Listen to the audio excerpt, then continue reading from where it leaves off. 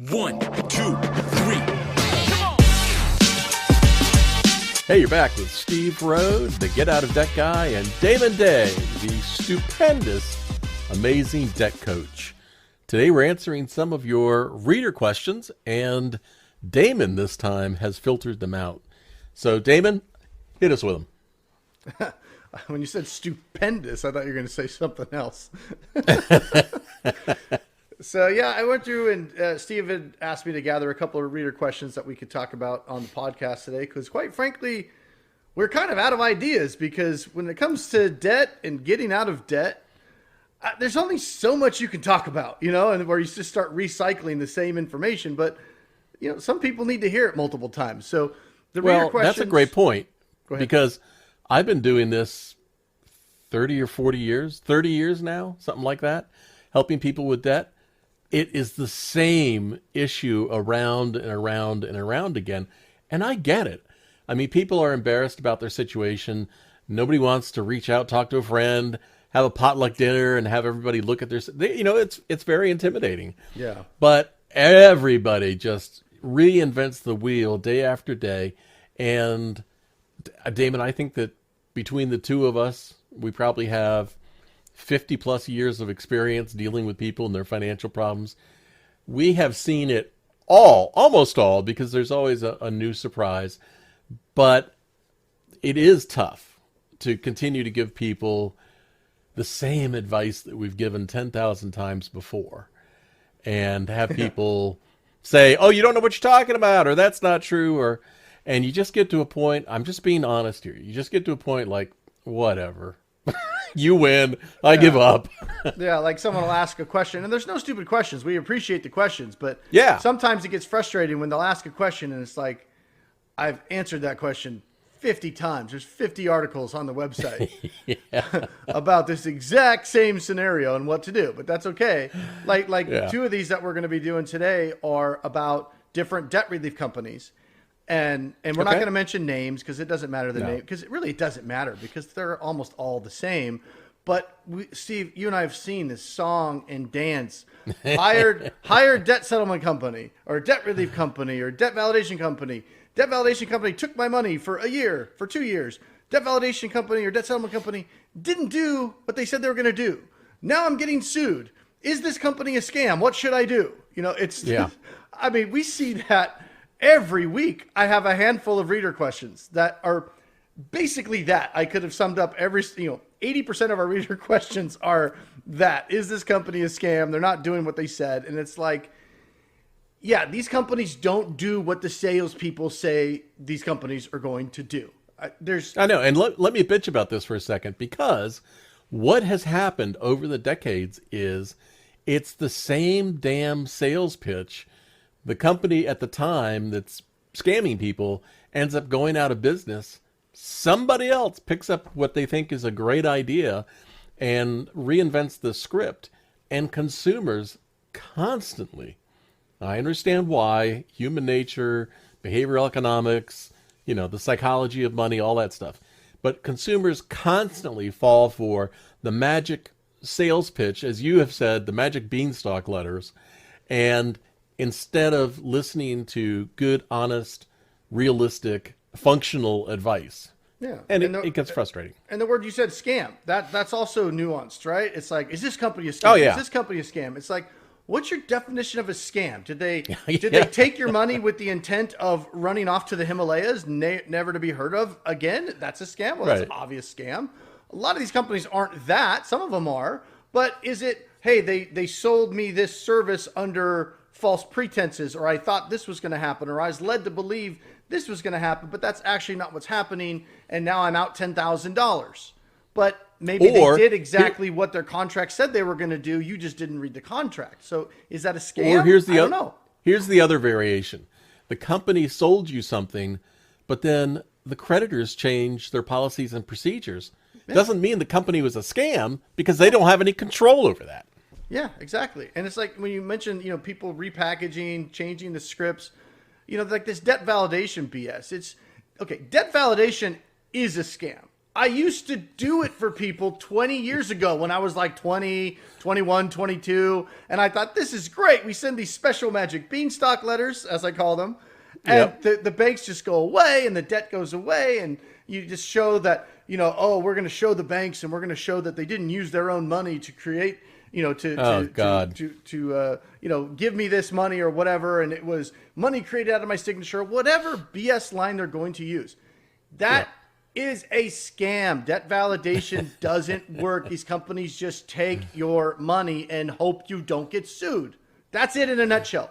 Debt validation these days is these companies sell you on something. They charge you 20, 30, 40% of your debt as a fee, and they just hope you don't get sued, and then they keep your money. That's what they're doing. I don't care what kind of BS dressing the sales guy puts around it. You're better off just sticking your head in the sand, not paying these creditors, and hoping you don't get sued yourself. Because guess what? That's free. You can get yourself sued for free. You don't need to pay somebody else to do it for you. So you hear from one of these companies that say, well, we're an attorney network. Well, what you don't know is most of those attorneys were recruited off Craigslist.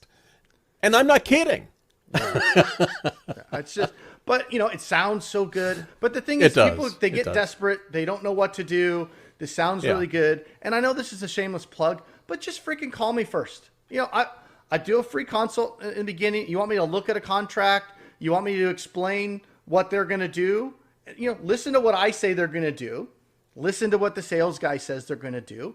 And then you do whatever you think is right. You pick who you think sounds more logical, me or the sales guy. I'm going to win that. And every check them time. out. Yeah, check them out. I'm always about check out the company. I encourage people to do it. Just check, talk to as many salespeople at as many different companies as you want, and then schedule a consultation with me, and I'll interpret all the BS that you just heard. And what I say is going to make a lot more sense. Don't take my word for it. Trust your gut. Talk to me and see if I'm right. Here's the one question that you can ask 3 companies, and it'll tell you immediately what's going on. You talk to company 1, and they go, oh, we got a magic solution. Your payment's going to be $800 a month. Yeah. All right, now you call company 2. You say, I talked to company 1. They said my payment was $800 a month. And the company 2, I guarantee you, will go, we can do it for $700 a month. Yeah. Company 3 will say, we can do it for $600 a month.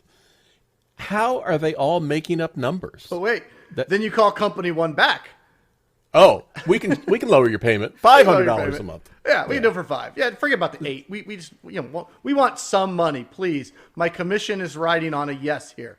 Stupid. All right, let's get through the reader questions. All right, first reader question is actually it's not a fun one. It's more of a PSA about American Express, right? Oh, okay. Steve, my God. How many times have we seen a reader question over the years about American Express just taking their ball and going home?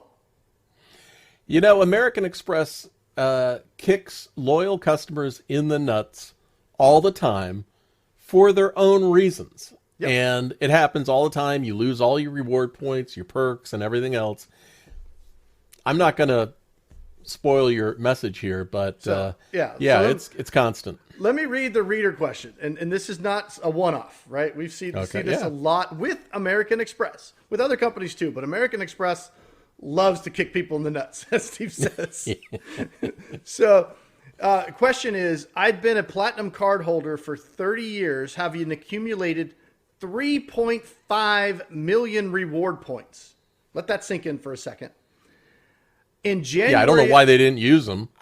Later in the question, he goes on to say he accumulated them and had not spent them on anything. So American Express is not a bank account in that sense where you just bank those reward points, like use them. So he goes, in January of this year, after being bounced around from customer service rep to customer service rep in India, calls being dropped, calls not being returned, I lost it and used profane language. Now, let's pause there. I get it. I'm not one to be shy of profane language, especially when dealing with customer service reps, usually in a different country. It is the most fucking frustrating experience on the planet, right? I mean, I'll put it on mute and I'll be screaming, and my wife knows I'm on customer service. Live fucking person. I want a live fucking person now. I get it. I've been there, right? So this guy, unfortunately. But here's the big but is yelling at the American Express customer service person that might be just reading from a script and not giving you the answers that you want is like yelling at Ronald McDonald for a bad Happy Meal. Yeah. Right? The two are not connected at all. Yeah. And I've never yelled at a live person. I've screamed my ass off at the recordings asking for a live person. But whenever the live person comes on, I'm like, oh, how are you doing today? Right? I flush it. I'm like, okay, I got a live person. Because I know yelling at them is never going to get you what you want. And it's not their fault. They're just doing a job. So you don't ever yell at the case of American Express, it's going to turn around and hurt you. And it violates my number one rule that I try to live my life by, which is don't be a dick. Yeah, that's a good life philosophy. I understand you're frustrated, but yelling at that hourly wage employee in some foreign country, never going to get you what you need. Yeah, no, it's never. So I've never yelled at a live person. I've had some frustrating and I wouldn't say aggressive, but very stern, like here's what I need to happen tones. But I've never yelled or cussed at an actual live person. It's just I do it out of frustration when the recording's on, in hopes that some executive somewhere might hear that recording and change their policy, right? Absolutely. I'm affecting change in the world. So anyway. So I have to confess, I did lose it one day with a live person on customer service because I had called a creditor and was speaking to somebody where English was their third language. And I asked the person's name and they said, John Doe. And I was like, okay, yeah, right. And I said, can you transfer me to your manager? And he goes, please hold for John Smith. And I went, oh, come on. All right. So for the record, that's Steve's calm version of losing it. Because I think anybody that's ever heard one of our podcasts could definitely imagine me losing it. But Mr. Calm, Cool, and Collected Steve, yeah, his version of losing it is, oh, come on. Come on! Gosh darn it! So, all right. So he used profane language, unfortunately, out of frustration. And then he goes on to say, within an hour, my account was permanently closed and all my points, my 3.5 million points, were confiscated. Gone. Yeah. I was under now here's where, I was under psychiatric care due to a job. American Express doesn't care about any of this stuff. I was under psychiatric care due to job loss of the pandemic, and the medication dosages were not correct. My psychiatrist stated such in a letter so he even went as far as have his psychiatrist write a letter to American Express to try to get his points back. It's an honest mistake. He probably, after he did it, knew he shouldn't have done it. Now he's unfortunately paying the price. But I mean, I got to give props to this reader of getting a letter from a psychiatrist like, hey, I really need to get these points back. Right. And it says, Amex did not even bother to respond to me, despite having written to them over 30 times. Right? Amex that doesn't help your case. Amex doesn't give a shit. They don't care. It just went, boom, you're done. You cussed at one of our employees, and boom, you're out. It doesn't matter that you've been a customer for 30 years. As far as Amex is concerned, they have 3.5 million reasons to not reinstate your account. Like, why would they? Because they just banked all that. Yeah, because they can point to this. They have you on recording. You cussed at this person. We're here to protect our employees. So no. So now they have under their terms a valid reason not to have to give you. And he says, I've since reached out to the New York AG's office to deal with them. The AG's not going to do anything. No. I also didn't provide consent to be taped and now live in a two-party consent state to be taped. And he says, do I have a leg to stand on in court to obtain the value of my points, which he says is worth $70,000? Steve, well, not only does he have a leg to stand on, no, he needs a wheelchair. Oh, man. He had no legs to stand on in this one. Now, American Express, any credit card, but American Express is really aggressive about this. You have to think about your credit card. You didn't earn it. They gave it to you. This is like when I was a teenager one day, we were playing football, and honest to God, my friend took his ball and went home. Game was over. Yeah. So this is the same thing. American Express just says, it's not us, it's you, and takes their card back, and too bad, so sad. I mean, it's not your card. Yeah, you made a mistake, you got frustrated, and you gave American Express an excuse to make $70,000. Yeah. Now, here's another thing that we've seen with American Express, too, is people who have not yelled at customer service reps have been good customers, and all of a sudden they get the message one day, boop, we're done with you. That's within their right. They can terminate any account they want at any time for any reason. It's not you personally. The computer just spit you out. They don't want you anymore. And why can they terminate it, Steve, at any time? Well, it's their ball. They took it home. That's right. It's their ball. They went home. And why would you have $70,000 of points just sitting there where it can be taken? It's just like an available line of credit, right? You say, oh, I don't need an emergency fund. I have a credit card and it has $10,000 in available credit. Well, with the stroke of a pen and one letter, they can send you and they say, hey, we don't want you to have this line of credit. That's our ball and we're going to take it and we're going to go home.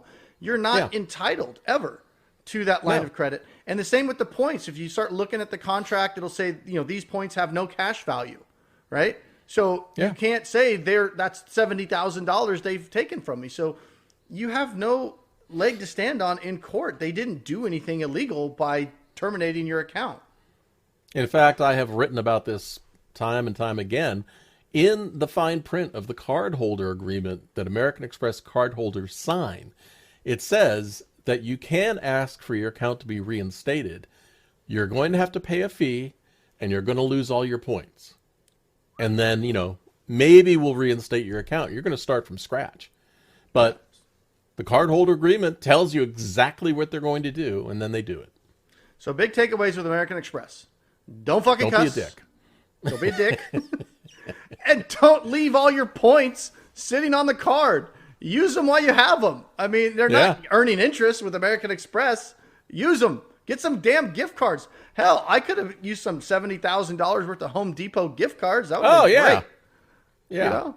I got to build a bed for my son. Send me down a couple thou. All right.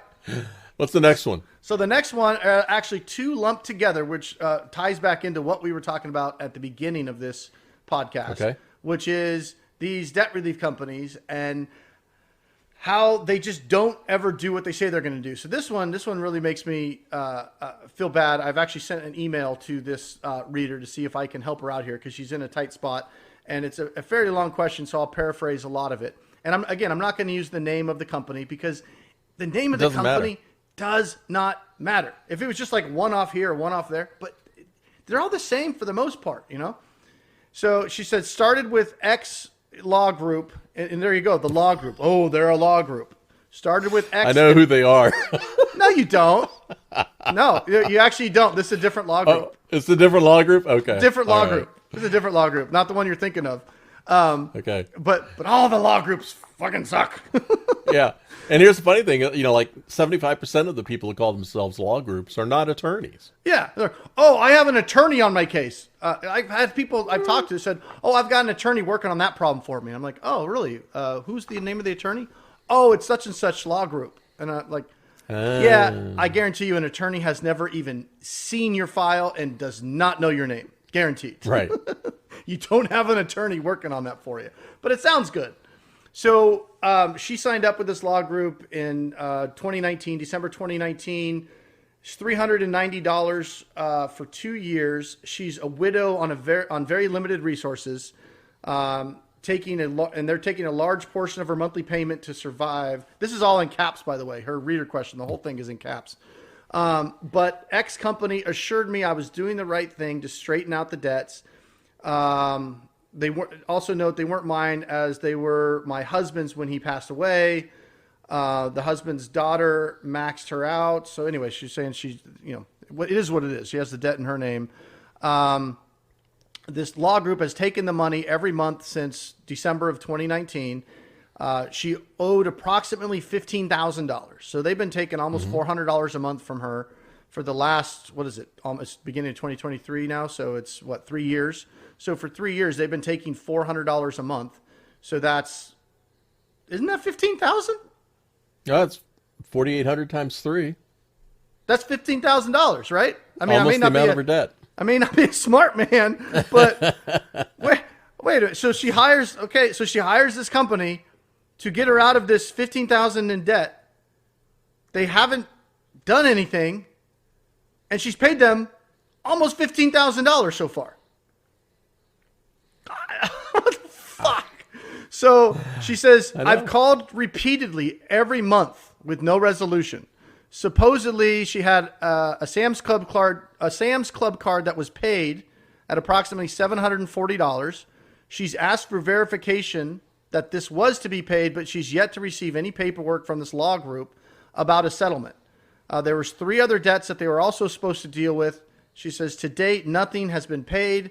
It's 3 years now. I've called my bank, put in a dispute for this law group to stop any and all payments. Unfortunately, it's too late now. She's paid all that money. She's made them. Yeah. I mean, she could have, if she could have settled that on her own, basically, for a lot less than what she's already paid this law group. If she only owed 15 grand. Not only that, but if she's a senior citizen living only on Social Security or other types of protected benefits, proof. she could have made no payments. Yeah, she could have called Helps. Helps, which is a nonprofit law firm. Helpsishere.org. Helps senior citizens for very, very little money. I'm like $20 a month to deal with this and keep creditors at bay. Or if she, as one attorney said recently, she could have filed a peace of mind bankruptcy and for less than a couple grand legally closed the door on this forever. Definitely and saved herself $13,000. Definitely a lot less than what she's paid. So yeah, she says, her credit and life is in a complete spiral of decline. She's 69 years old. She's a 69-year-old widow, right? Okay. She told her bank that they are unauthorized to take, steal any more money from me, that they breached the contract. She wants all of her money back, which unfortunately she's never going to get. She told somebody at the place named Kevin, or Kevin said that they would negotiate to close the account. Oh, they've offered to give her $1,800 back. Yeah. Basically, here's a go-away fee. We'll give you $1,800 back. Leave us alone. Go away. Stop complaining. And that's the $1,800 back with no resolution on any of her debts. So here she is 3 years later, still owes all the money except maybe a $700 debt on the Sam's Club. And after taking 15 grand from her, they're offering to give her $1,800 back to go away and still deal with the problem that they didn't take care of. Yeah, I mean, here's what she should have done, and she can still do it today. Number one, she could reach out to you, Damon, DAMONDAY.com. Talk to Damon. Number two, she could contact Helps, and maybe she is eligible for some nonprofit law help, and that'll stop things. Or number three, she could talk to a bankruptcy attorney, but expecting that she's going to get her money back over the decades. Unfortunately. How many times have we seen people get all their money back? Zero. None. Yeah. You can also file a complaint with the Attorney General, the Federal Trade Commission, the Consumer Financial Protection Bureau, and that might result eventually in them going after the company. But when that happens, the companies get shut down, and while refunds might be issued, they're generally money's gone. 4 pennies on the dollar. I mean, nothing. Spend it all. There's no money there. It's not like they've got millions of dollars. They're not sitting there leaving their American Express rewards accumulated, waiting for the regulators to come in and take it and give it back to the people they stole it from. That money is spent on a 3-day Coke bender, right? That's an inside joke from a law group from back in the day. Yeah. How many years ago was that? We were talking about that law group that got shut down. I guess it's more than 10 now. Yeah, and one you talk about all the companies that bought Lamborghinis and had their drug dealers come to the office, and it's been unbelievable. Yeah, that was like an insider at that company. It was like a former employer that was talking about the owner of that company is not going to do whatever because he was on a 3-day Coke bender or something like that. But I mean, we laugh about it, but this has been going on for decades. And when they get shut down, they change the name and they start up again under a different name, but it's the same bullshit. It's always been the same bullshit. Right? So, I mean, she's unfortunate. Oh, here to add insult to injury, after she canceled, they tried to take $189 out of her account December 5th, like this December of 2022. But luckily her bank declined it because she had contacted her bank and told them not to authorize it. And then here's the best part. She can't get a hold of anybody at this company, right? Been trying for months. Guess what happened after the bank declined the payment? Here They it is. disappeared. No. Only then did X Law Group start Call Me. So that's the trick. If you've got a company that you're worried about, you can't get a hold of them, stop the payment. Yeah. And we actually had one, I don't know what the end result of this is, but we had that one debt relief attorney did sue her own client over fees. It's ridiculous. The best way to stop these types of things where you have to get aggressive or agitated about trying to get your money back is please be smart on the front end. Please visit my website, getoutofdebt.org. But more importantly, reach out to Damon, because you can have a phone conversation with Damon. I don't do phone consults anymore. So go to Damon Day, DamonDay.com. Reach out to Damon. Talk to him on the phone before you make a $15,000 mistake. Yeah. And then just real quick, here's the other one, right in the same vein. Signed up with X Solutions. So it's not a law group this time, but it's X Solutions in September of 2021. Paid him $380 a month. He had $42,000 in credit card debt, and they allowed a judgment to be in place after 14 months of payment. And, you know, sometimes that happens in debt settlement. I mean, it's just part of the process, depending on how much money you have. That can happen. Problem is, these sales guys never tell you that up front. They never prepare you for. They don't have any control over what a creditor can do. If you're going to go through a settlement process, it's messy. You can get sued. And the salesperson doesn't even understand what the hell they're selling at times. Yeah, they don't. And that's the problem. That's why people get surprised. Oh my God, I got sued. It's like, well, yeah, you haven't paid the bill. And that can be part of the process. The way to avoid getting sued is have all the money to resolve and settle the debt right away. But a lot of times people aren't in that kind of position because the sales guy says, oh, don't worry, just save $380 a month and give it to us and all of your problems will be solved. Oh yeah, well, you can't drag something out for 4 years if the creditors all sue you in 2. So sometimes that doesn't work. So anyway, he's upset that it's not so much I think that he's gotten sued, but it's that they never, I'm going to read now, they never informed me of the litigation until after the judgment was entered. So that's the other thing these companies will do. They'll cut off communication between you and your creditor, and they'll change the your address. So all the letters now, instead of going to you, so you're in the loop and you understand what's going on, go to these companies. So you're completely blindsided. I hear stories all the time. People end up with the garnishment without even knowing they got sued. Right. So you'd never want to have a company change the address. You always want, even if the company is going to be helping you out, you always want to be in the loop. You want to be the one, you get the letter, you look at it, and then you can forward it to your attorney or the company if that's the way you want to do it. But that way you always know what's going on, right? So anyway, well, you should have done attorney in air quotes for the people listening to this video podcast on audio. They didn't see that. But this is a good point for me to say, because we're doing this podcast, the Get Out of Debt Guy podcast, in video, and some people will hear it audio only. But if you want to see our two smiling faces, you can go to the Get Out of Debt Guy YouTube channel and leave a comment, subscribe to the channel, and leave a question in the comments, and we'll answer it on an upcoming podcast. If you're listening to the audio podcast, thank you. Be sure to subscribe to that so you don't miss out on future ones. But Damon, is there anything else that you want to add before?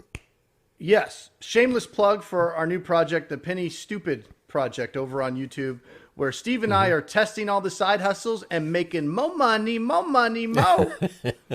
So if you're in debt, that can help you. In Damon's spare time in his first month, he was driving for Lyft and did what, $6,000? $6,000 in the evenings driving for Lyft. There is money to be made. Yep. So you can also visit us at pennystupid.com and learn about the side hustles that we're reviewing. But there's lots of information out there. We're here to help you. Damon, thank you so much for picking out and reading the reader questions this time. I think now you have proven yourself to be an excellent host. Awesome. So we're gonna have to do more of this. Where you sit there and nod. Yeah. Uh-huh. Yes. Yeah, it's my turn. I mean, that's what I do. All right, go edit All this right. puppy. All right. See ya. Peace.